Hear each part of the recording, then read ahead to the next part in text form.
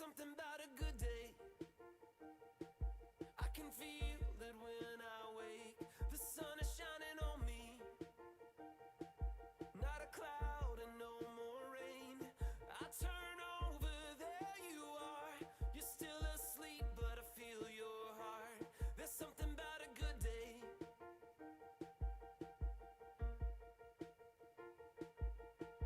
Let's go find our favorite clothes.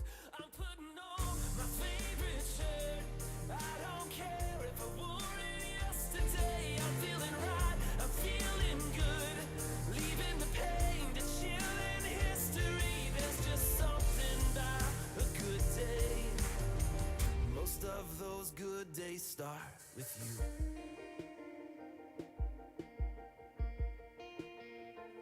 There's something about a good friend who can help you when it's tough. And when your strength is caving, they will help you stand back up. I know this diamond can't explain how we thrive through all this pain. There's something about a good friend.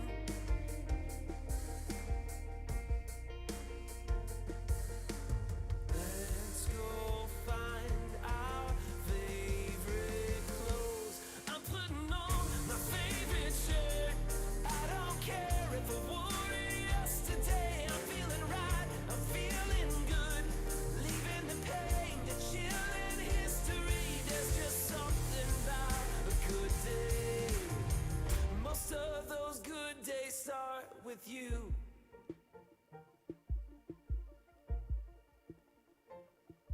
Yesterday is gone. Yesterday is gone. And I don't know what you've been told, but yesterday is not today. Yesterday is gone. Yesterday is gone. I'm putting on my favorite shirt. I don't care if I wore it yesterday. I'm feeling right, I'm feeling good. Leaving the pain to chill in history. I'm putting on my favorite shirt. I don't care if I wore it yesterday. I'm feeling right, I'm feeling good. Leaving the pain to chill in history. There's just something about a good day. There's just something about a good day. There's just something about a good day.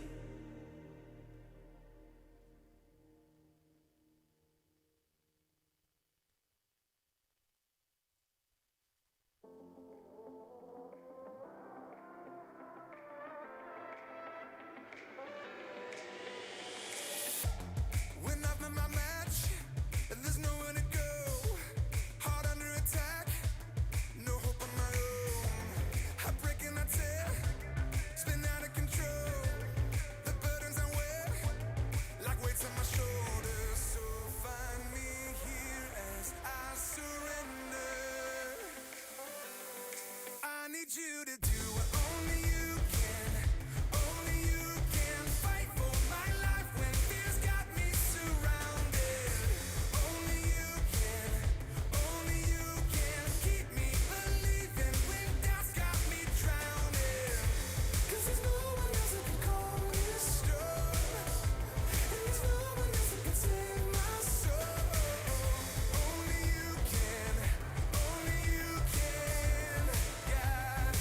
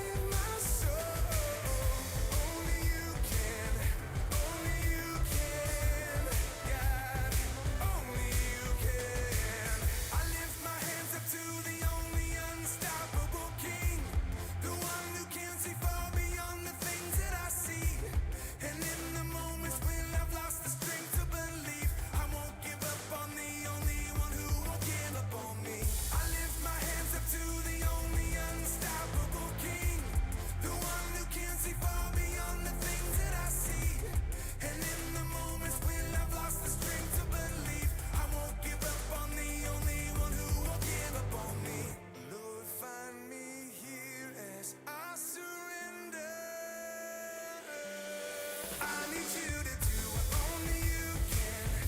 Only you can fight for my life when fears got me surrounded. Only you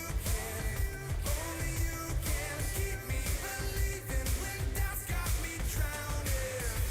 'Cause there's no one else that can calm this storm, and there's no one else that can save my soul. Only you can, God, only you can.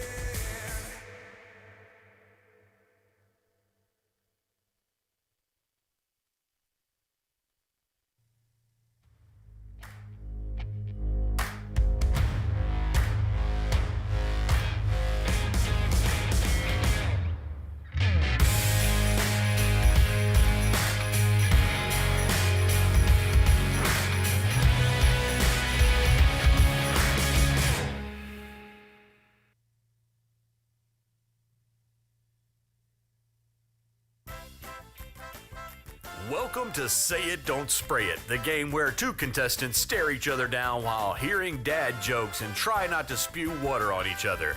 I'm Milton Bradley, and now let me introduce you to your host. Here's Garrett. Come on down. Good morning, welcome to Say It, Don't Spray It. I am your host, Garrett. We're glad if you're watching us on the tube or if you're here in our live studio audience, we're just really glad you're here today to the best game show this side of the Mississippi. Say It, Don't Spray It. The game where we tell horrible dad jokes and people try not to spit water in each other's face. It being Father's Day, we thought we would kick it up a notch for you, provide two contestants that are both pastors. The first needs no introduction. His name is Seth Lucas. He's Wiregrass Church's own student pastor. The second guy is from Alpharetta, Georgia. Works at North Point Community Church. His name is Andy Bedford. It's Andy Bedford. It's not Andy Stanley. Come on in, guys. Give these guys a round of applause.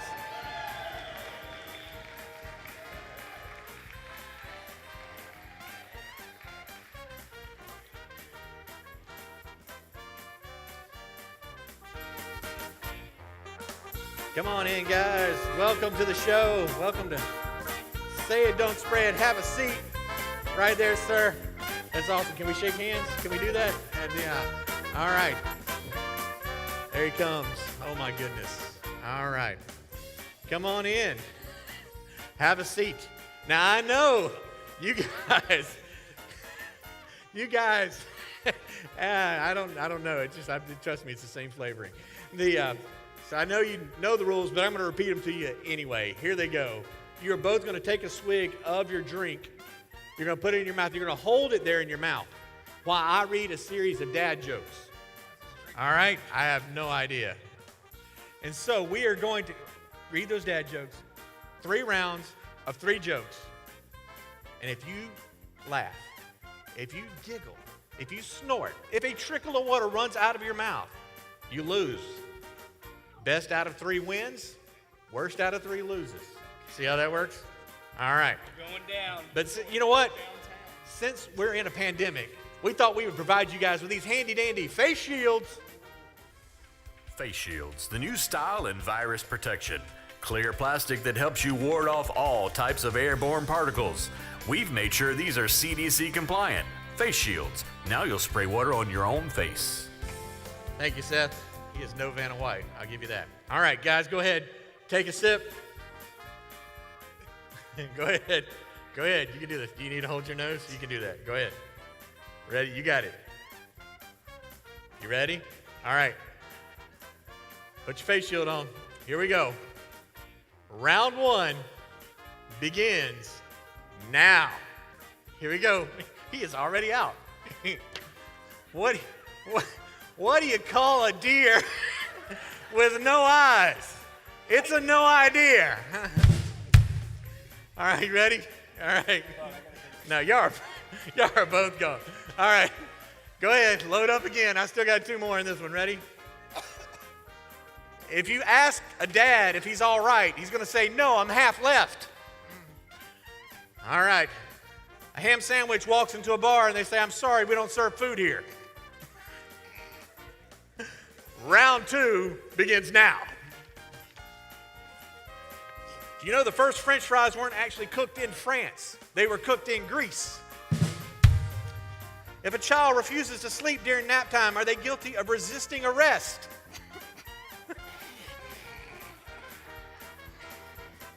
The Secret Service isn't allowed to yell. Okay, go ahead, me. All right, the Secret Service isn't allowed to yell, "Get down," anymore. Now when the president's about to be attacked, they have to say, "Donald Duck." Get it? Donald Duck. Say one. All right. Anyway, did you hear? Are you ready? Did you hear about, all the stores reopening? The Lego store, that's been a really big deal. People were lined up for blocks. Why did the Invisible Man turn down the job offer? He couldn't see himself doing it.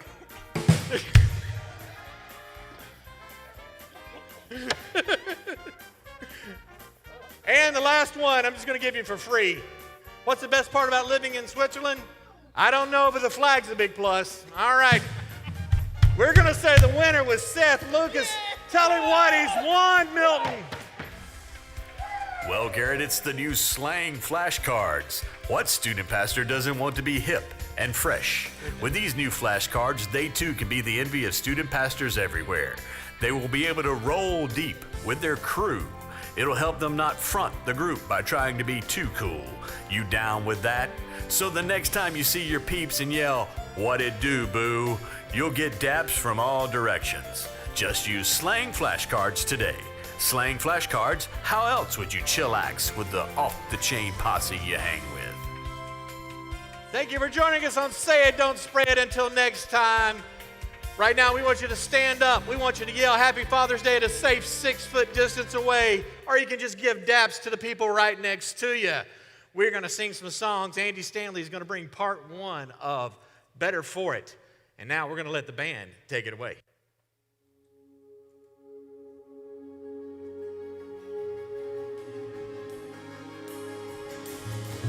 Good morning. We're so glad you're here this morning. We're glad you joined us in the room or online. We're going to sing together about how God takes our circumstances and He uses them for His good, for His glory. And that's the truth we're going to sing about. We invite you to sing this with us.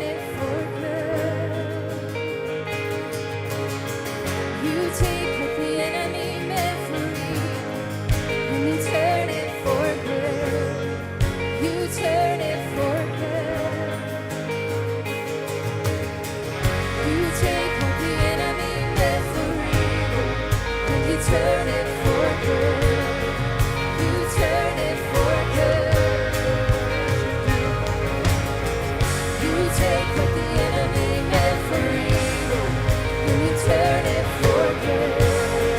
You turn it for good. You take what the enemy meant for evil and you turn it for good.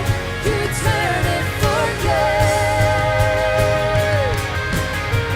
You take what the enemy meant for evil and you turn it for good. You turn it for good. I'm gonna see a victory. For the battle belongs to you, Lord. I'm gonna see a victory. I'm gonna see a victory. For the battle belongs to you, Lord. I'm gonna see a victory. I'm gonna see a victory. For the battle belongs to you, Lord. You take what the enemy meant for evil and you turn it for good. You turn it for good. You take what the enemy meant for evil and you turn it for good. You turn it for good.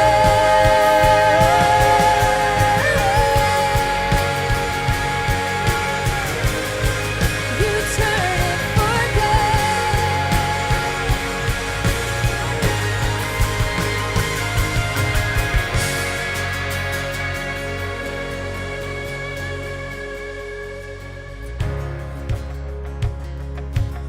Guys, let's continue singing this morning. I raise a hallelujah. I raise a hallelujah in the presence of my enemies. Come on. I raise a hallelujah louder than the unbelief. I raise a hallelujah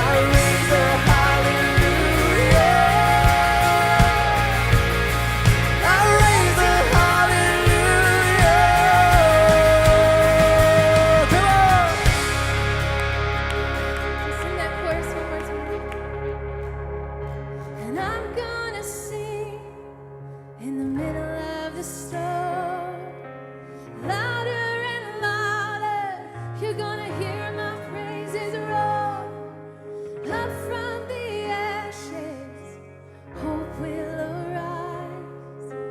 Death is defeated, the King is alive.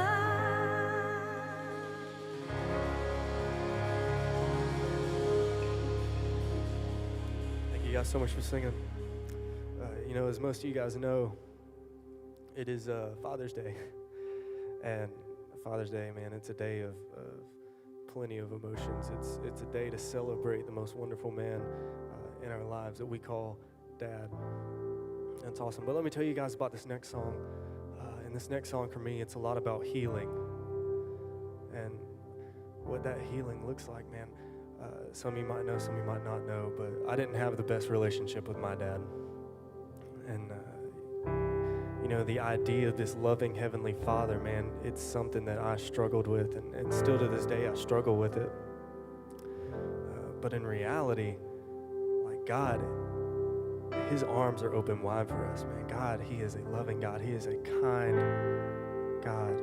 He's a protector. He's a healer. Like this next song says, He is a surgeon for our hearts. Man, it's just so crazy. But let's talk about that healing. That healing began for me when I came to the realization of this one little phrase, God, I need you. This song says all I know is that I need you, God. And once I finally realized what the weight that phrase carries, that's when I realized, like, hey, I can bring what I need to God. I can bring my hurts. I can bring my sorrows. So that's what we're going to do this morning. This morning we're going to sing, I run to the Father. We're going to fall into His grace. Sing this, guys.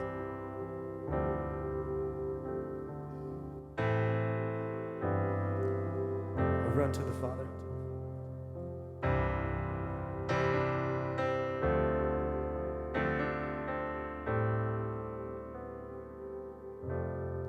I run to the Father, I fall into grace. I'm done with the hiding, no reason to wait. My heart needs a surgeon, my soul needs a friend. So I run to the Father again and again and again and again.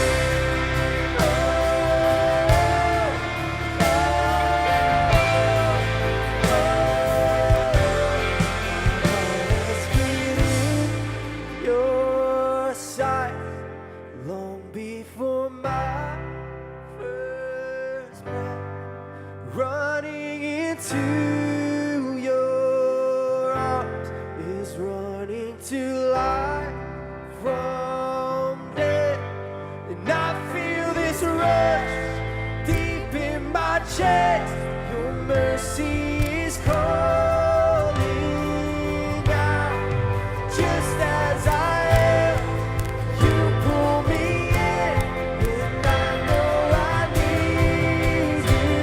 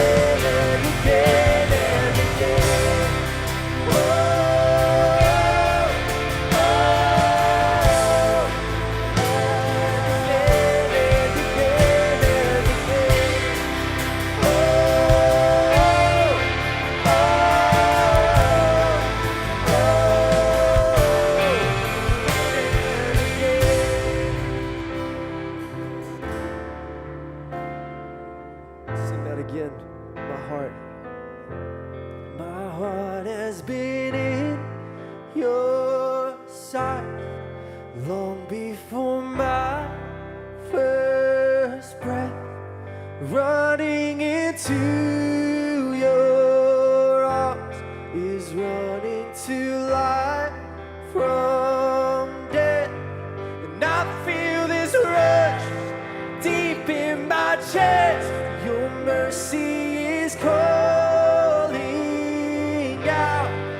Just as I am, you pull me in, and I know I need you now. My heart has been in your sight long before my first breath. Running into your arms is running to life from death. And I feel this rush deep in my chest. Your mercy is calling out. Just as I am, God, you pull me in, and I know I need. I run to the Father, I fall into grace. I'm done with the hiding, the reason to wait. My heart needs a searching, my soul needs a prayer. So I run to the Father again and again. I run to the Father, I fall into grace. I'm done with the hiding, no reason to wait. My heart found the searching, my soul found the faith. So I run to the Father again and again and again and again. Oh, oh, and again and again and again. Oh,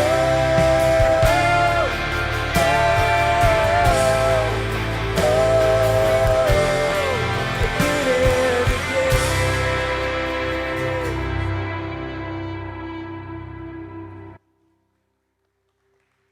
You guys can be seated. And the words to that song, we've all been there, haven't we? Running to the Father. I know there's been so many times in my life, I'm like, Daddy, I need you. I need you to help me figure this out. And he does. You know, we know that Father's Day can be tough for some folks, but we also know that Father's Day can be a huge celebration for others to honor the dads in their life. And no matter what side of the equation you're on in that, we need you to know there is a heavenly Father who loves you so very much. He loves you more than you can ever imagine. That's why we exist as a church, to let people know that Jesus loves them. Our mission is to inspire people to follow Jesus Christ. That's what we do. One of the other things that we do as a church that I'm awful proud of, that my wife and I have both benefited from, is how this church partners with parents in raising their kids. When we started coming to Wiregrass Church, Garner Paul was almost 3 years old. He walked into Wumbaland and he never looked back. And Josh and Julia Martin were standing there and they loved on him. And he's grown now. He's almost 15. He's going to be an inside out. He's going to be a high schooler. But I have watched him grow not just as a person, but I've watched him develop a faith that is his own. And proud dad moment because it's Father's Day and I can do that. I get to watch my son lead a group of boys every week. He's got a bunch of first graders that he and Walker and Wyatt Morton lead together as 3 teenage boys. And let me tell you something, during this pandemic thing, they have Zoom called, they have FaceTimed, they have written notes to those kids. It's been amazing to watch them pour into the lives of the next generation, all because they have seen it. And they have had people do that in their lives. And so that's kind of a challenge I'm going to issue to you today. There's going to come a time when we're going to be able to open those environments back, and we are prepping and praying and planning now. And when that happens, my son and those people that serve already, they're going to need help pouring into the next generation, whether it be babies, whether it be kids in Upstreet, whether it be middle schoolers or high schoolers. They're going to need help. And I would love to say that I'm asking you that because, hey, we need help, and that's true. But I'm asking you that because it's something that God wants for you. There is nothing that compares to what God does in your heart when you're serving other people, especially kids. So if you go to our app or our webpage, you're going to see a tab that looks like this, and it's going to simply say, Join Us. You could click on that, fill out that form, and the director of whatever environment you want to serve in will get back in touch with you. And we'll put you in the right place because we know that there's so many people, especially kids, that need to know that there is a heavenly Father that loves them. He loves you too. There's another way you can plug in and be a part, and that's through giving. And you can do that either on the app or the website, or if you have brought it with you on the way out in the boxes on your way out, feel free to give too, because that helps create all these environments for kids, teenagers, adults here that Jesus loves them. Happy Father's Day again. We are so glad you're here.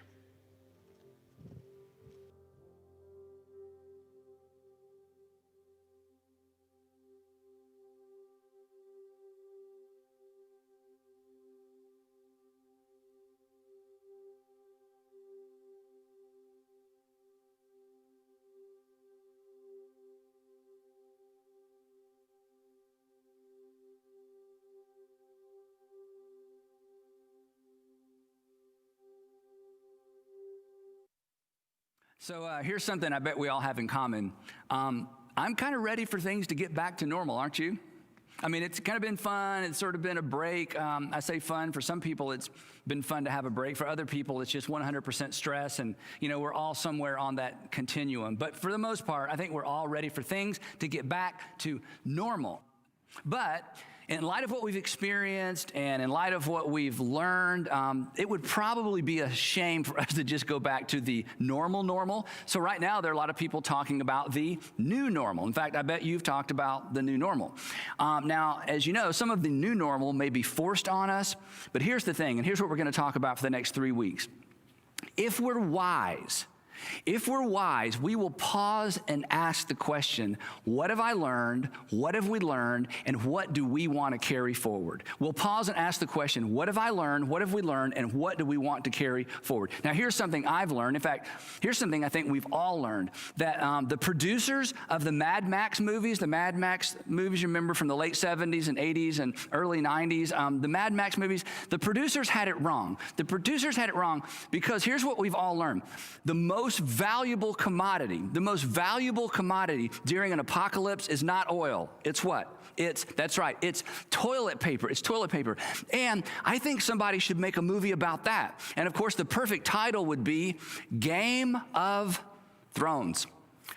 But that's taken. Anyway, so the question we're going to ask for the next few weeks is how can we take what we've learned and carry it into the future? Or to the title of this series, how can we be better for it? How can we be better for it? How can we be better as a result of what we've all just experienced? It was forced on us, but we're coming through this. How can we be better for what we've just experienced? And if we don't stop and ask this question, we will forget. And it would be a shame because pain without gain, you know this, pain without any gain is a shame. Now, I realize for some of you, you are not ready to ask this question because your response to me so far is, Andy, I can't think about how to be better for it because I'm still in it. In fact, I'm just beginning to suffer the consequences of what we've just been through. So, hey, thanks. Maybe later I'll check back in, but I can't begin asking the question, how can I be better for it? Because I'm right in the middle of it.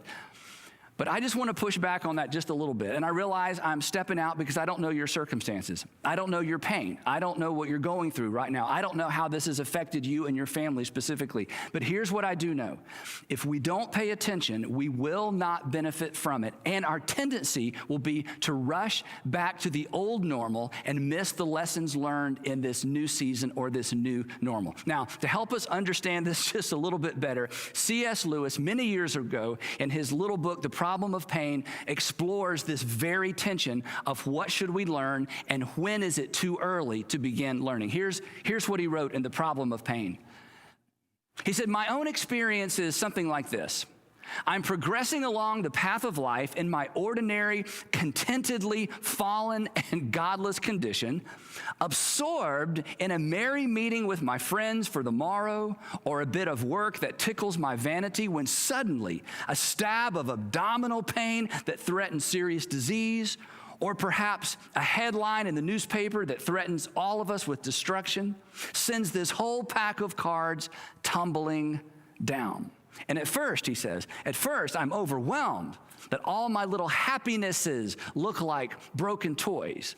But then slowly and reluctantly, bit by bit, I try to bring myself into the frame of mind that I should be in at all times. And perhaps, by God's grace, I succeed. And for a day or two, isn't that our experience? And for a day or two, I become a creature consciously dependent on God and drawing its strength from the right sources. But the moment the threat is withdrawn, and you already know what comes next, right? And the reason you know and the reason I know is because it's our story.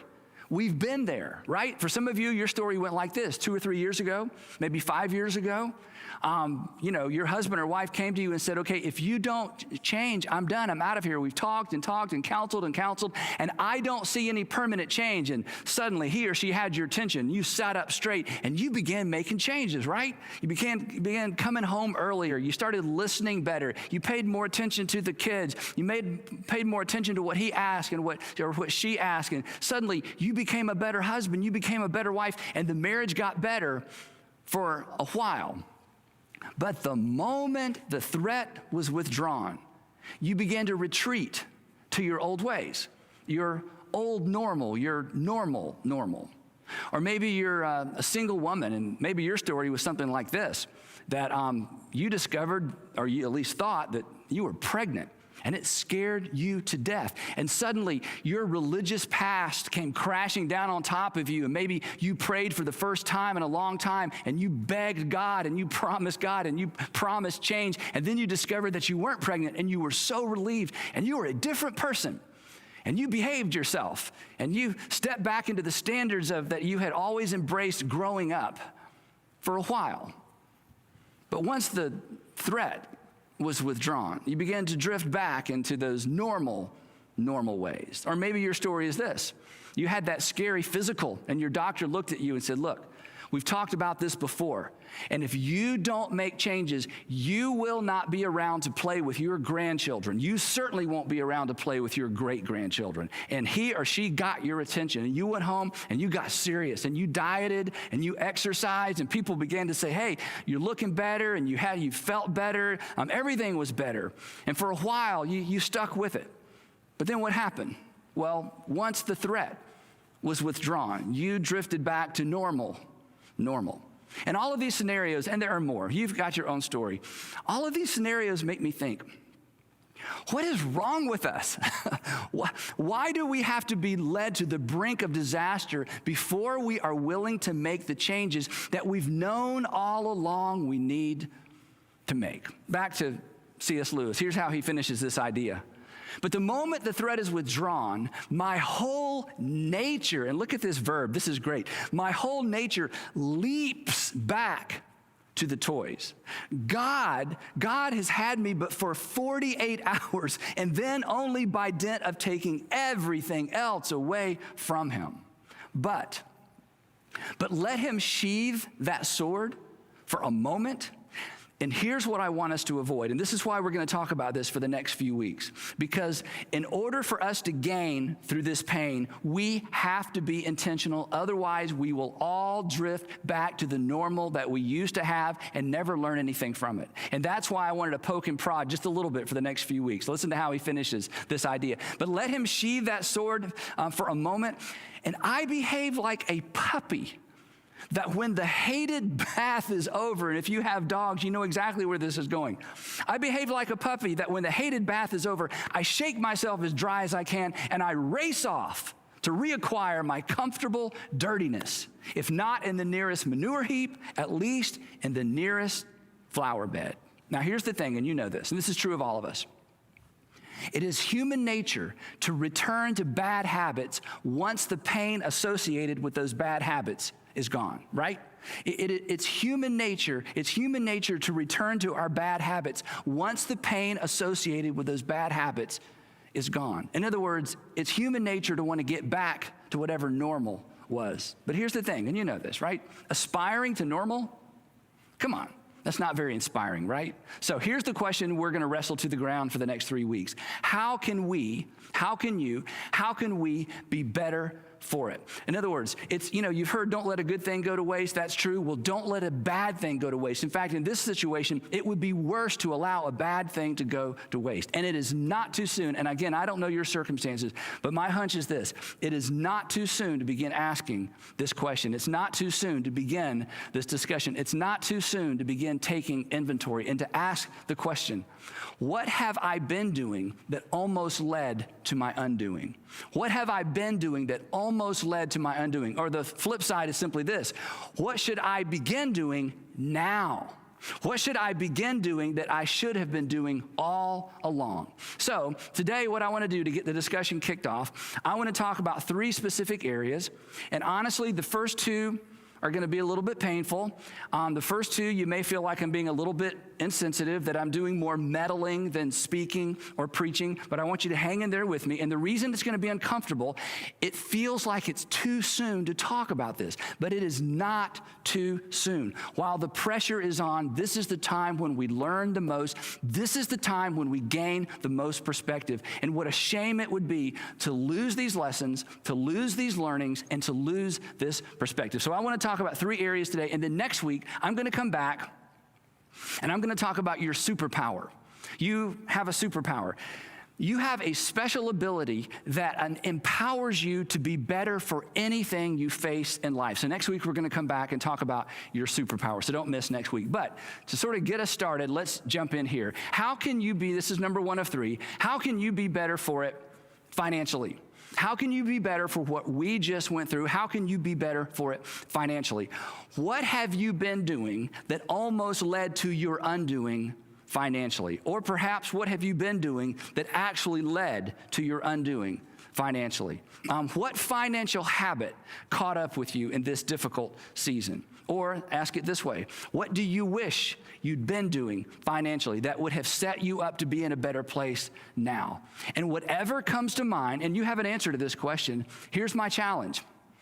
Begin now. Now is the time to face up to 2 financial realities. In fact, there are several financial realities we need to face up to. But if you will use the pressure you're feeling right now, even perhaps the chaos in your finances right now, to begin asking these important questions, you will be better for it later. And I just want to talk about 2 financial realities that are looming large for many of us. Number 1, I want is better than I owe. If you have been a part of this broadcast or part of one of our churches for very long, you've heard us talk about this before. I want is better than I owe. In other words, it is better to go without things you don't need than to owe money on things you don't need. It is better to go without things you don't need, there's a tension there, than to owe money on things you don't need. There's a tension there. There's a tension either way you go. But the tension of I owe is far worse than the tension of I want. The second financial reality that looms large right now, that serves as a reminder and perhaps sets you up to be better for it, is this. A financial hole, and you're going to hate me for this, but a financial hole is always due in part to a lack of self-control. That a financial hole, and I made it rhyme so you'll remember it, a financial hole is usually, maybe always, but let's just say usually, due to a lack of self-control. Let me illustrate it this way. Before this crisis, you had this thought: if only I had more money, if only I had more money, if only I made more money. During the crisis, you had this thought: if only I'd saved more money, if only I had saved more money, which is the same thing as saying, if only in the past I had exercised better self-control. That a financial hole is usually due in part to a lack of self-control. control. And if you are facing the consequences of a lack of self-control financially, now is the time to write that down, to learn this lesson, and never, ever do what you did in the past again so that you would be ready for the future. The writer of Proverbs states it this way, and he gives us a word picture that is really not very relevant to our current situation, or certainly relevant to our current culture, but it's a powerful word picture from ancient times. Here's what he wrote. He said, like a city whose walls are broken through is a person who lacks self-control. Like a city whose walls are broken through. Again, for us, this is meaningless. But in ancient times, the walls around a city represented security and peace and prosperity and safety. And when an enemy would come, they would pick the weakest part of the wall and they would use weapons of warfare, siege warfare, to eventually break through or create a breach or a break in the wall, and the enemy would pour through the wall. And here's what the writer is saying, that a city, when the walls are broken through, the people within the city, they lose their security, they lose their safety, and they lose their autonomy. They lose their ability to control their own lives. And here's his point, that a lack of self-control, and this is true for any area of life, a lack of self-control leads to a loss of control. That a lack of self-control in any area of life ultimately leads to a loss of control. And let me ask you this, what do you want pretty much more than anything in life? You want control of your life. The key to having control of your life is to exercise self-control. And consequently, because of what we've just been through, you may be learning this lesson the hard way financially. I want you to be better for it. You want to be better for it. Now is the time to take some of these simple ideas, these common sense ideas, and elevate them so that you don't pass this way again if, in fact, something like this were ever to happen again. A lack of self-control always leads to a loss of control. Now, here's something you've heard before. I bet somewhere in the past, somebody either gave you this advice or you heard someone talking about having been given this advice. And the advice was to have 3 to 6 months of savings set aside in case of an emergency. Have you ever heard that before? Everybody's nodding yes, you've heard that before. And here's my hunch. When you heard that for the first time, or maybe you read that in a book for the first time, you thought to yourself, that's a really good idea. I should set aside 3 to 6 months of living expenses just in case there's an emergency. And if you took that advice which requires extraordinary self-control, then you are better for what we've just been through. If you didn't take that advice, you're wishing you had. Now is the time to create a plan to set money aside in case there's a financial bump. That is wisdom. That way, when your walls are attacked, they will not be broken through because your self-control in creating an emergency fund has prepared you for the future. But an emergency fund requires what? It requires extraordinary self-control. So decide now to start now. How can you be better? How can you be better for it financially? Simple. You've heard it 1,000 times. Save more, spend less, get out and stay out of debt. Save more, spend less, get out and stay out of debt. One more thing on the financial piece. If this particular season has hit you particularly hard, your tendency will be to blame the virus and your boss and perhaps the economy. And that's a mistake. Certainly the virus contributed to it. Certainly your working situation contributed to it. Certainly the economy has contributed to it. But here's what I want to say, and this is hard. Perhaps you contributed to your situation as well, and you must own that slice of the pie, and now is the time to own it, and now is the time to make decisions so that you never face this situation again. Take responsibility for your finances, embrace all that common sense you've heard your whole life, exercise self-control, and prepare for the future. Take notes, make a plan, decide to be better for it. Next up, number 2, how can you be better for it relationally? How can you be better for it relationally? What have you experienced these past few months relationally that you want to carry forward into the future? I think one of the things that we've all experienced is the value of friendship and the value of our friends, right? But there may be a negative side to all this for you. And if so, I want you to pay attention. Perhaps you've noticed or you've experienced some unaddressed cracks in your marriage. some unaddressed cracks in your marriage, things that you had sort of put to the periphery, things that came up from time to time, but you were busy, and the old normal allowed you to ignore what was right there in front of you. Perhaps what you've noticed is a lack of common ground with one of your kids. Maybe a lack of common ground with all of your kids.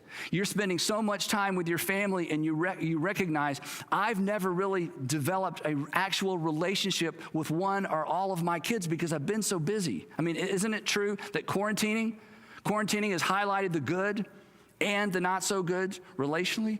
So here's the opportunity I don't want you to miss. This is so important. COVID-19 may actually serve as a wake-up call to you relationally, if you wake up. So, wake up. If there are cracks in your relationships at home, now is the time to address them. Rushing back to normal is going to empower you to continue to ignore them.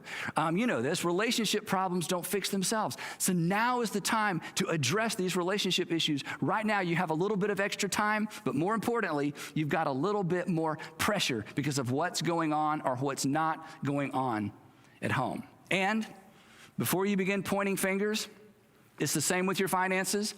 Own your slice of the conflict pie. Own your slice of the conflict pie. In fact, if you get this right, your story of COVID-19, and eventually this is just a story we tell, right? Your story of COVID-19 may be this, that it was actually the catalyst that saved our marriage.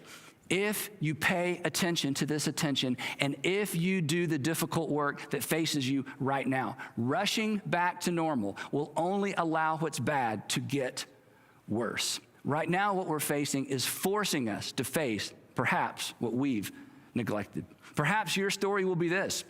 COVID-19 was the catalyst for repairing my relationship with my son. Perhaps your story will be COVID-19 was the catalyst for repairing my relationship with my daughter. Relationally speaking, and I don't think we can exaggerate this, all of this pain with no gain would certainly be an extraordinary, extraordinary shame. Last thing, number 3. How can you be better for it personally? How can you be better for it personally? And when I say personally, I'm talking about internally. Let me ask it this way. How is your worldview holding up? How is your worldview holding up? You know what your worldview is? It's the way that you see and interpret and explain how the world works.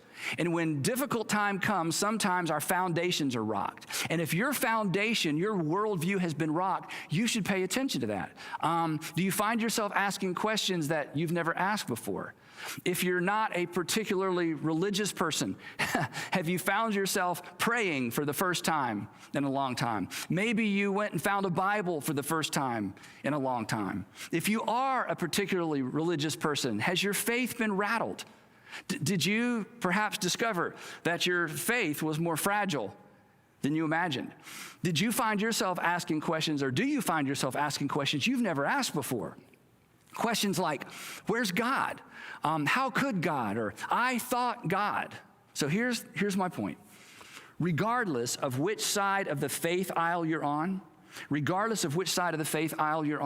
if this current season has created tension on the inside, pay attention to that tension. It means you are on the verge of learning something new or being reminded of something that you've forgotten. It could lead somewhere good, and it could certainly lead somewhere better. My friend Kate Bowler said this, and I wasn't sure if I'd heard her say it or actually had read it in her book, but here's her quote, and I'll tell you how I found it in just a second. Here's what Kate Bowler wrote. She says this: there's a little prosperity gospel in all of us. There's a little prosperity gospel in all of us. And the prosperity gospel is this gospel that says basically good things come to good people and bad things come to bad people. That just kind of what goes around comes around, and what comes around goes around. That you sort of earn your way through life, and that God favors certain kinds of people because of their behavior. And in spite of the fact that you may reject that kind of theology, I think she's right.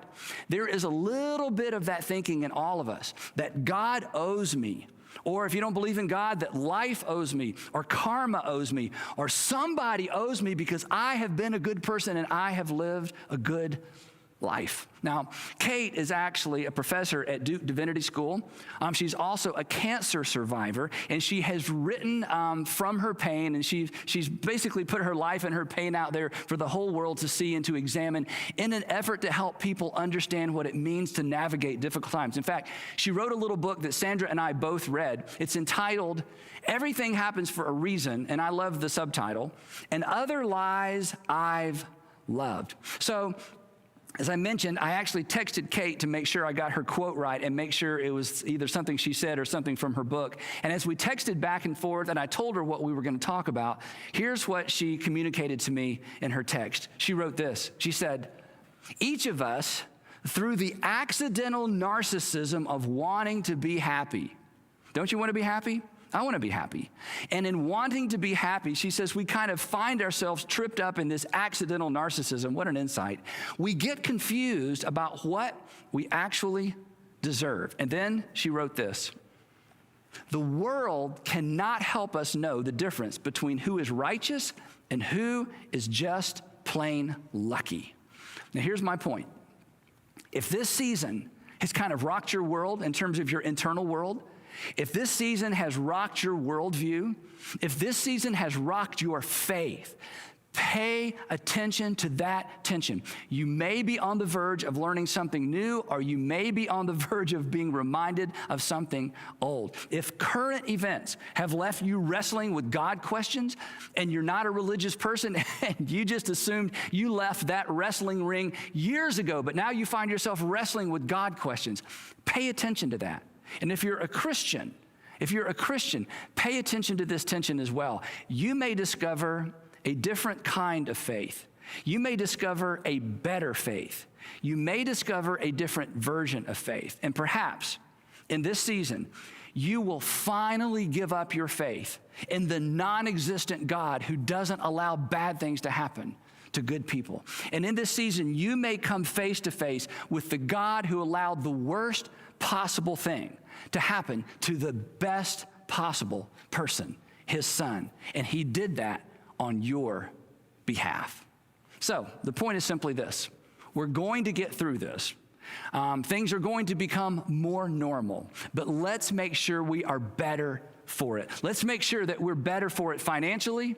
Let's make sure that we're better for it relationally, and let's make sure that we are better for it personally. Because, and you know this, pain, all this pain without any gain would certainly be a shame. So let's face and embrace the lessons we've learned, and let's for sure face and embrace the perspective we've gained. Let's all decide, and it begins today, let's all decide that we are going to be better for it. Let's not do what C.S. Lewis referred to when he said, let's not behave like a puppy when the hated bath is over. And this hated season will come to an end. This hated bath will be over. But let's not race off to the nearest flower bed, and let's certainly not roll around in the nearest manure heap. Let's not forget what we've learned. Let's not lose this perspective.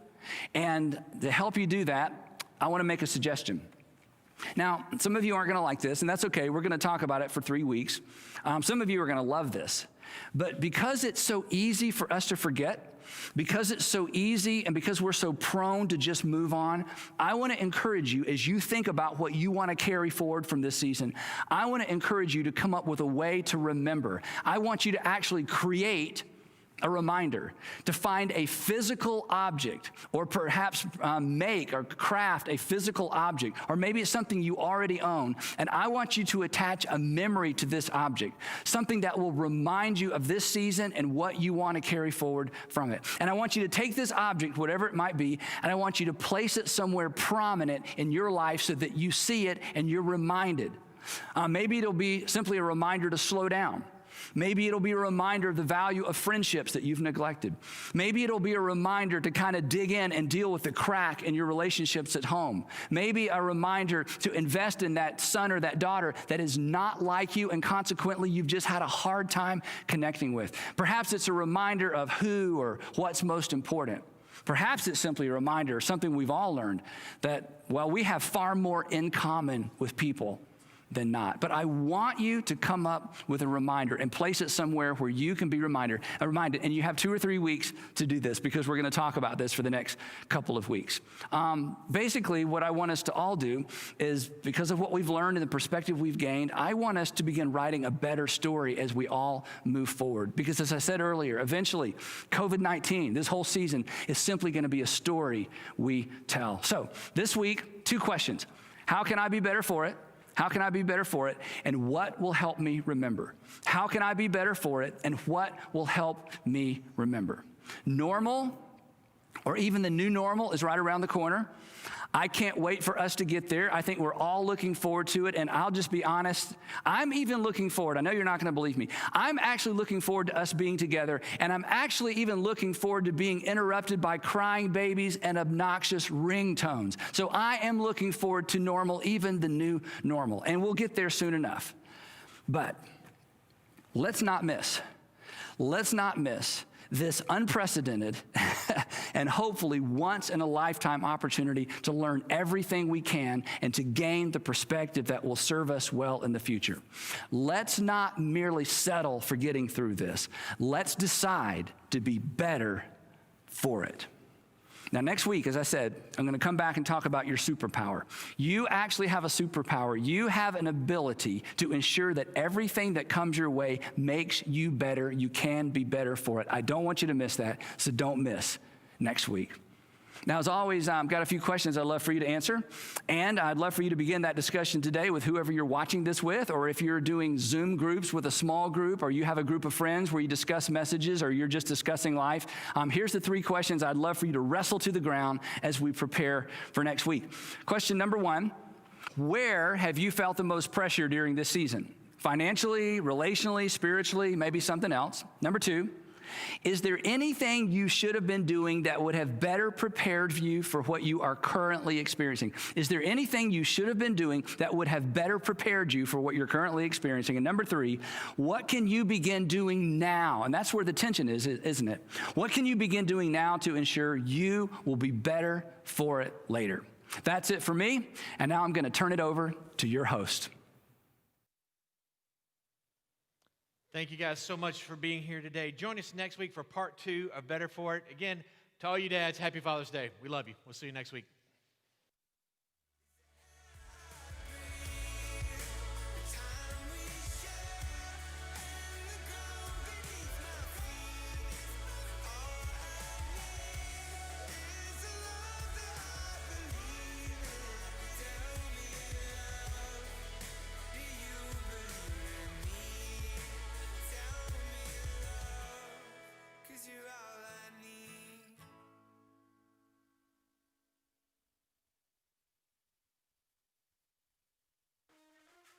Sinking, drowning.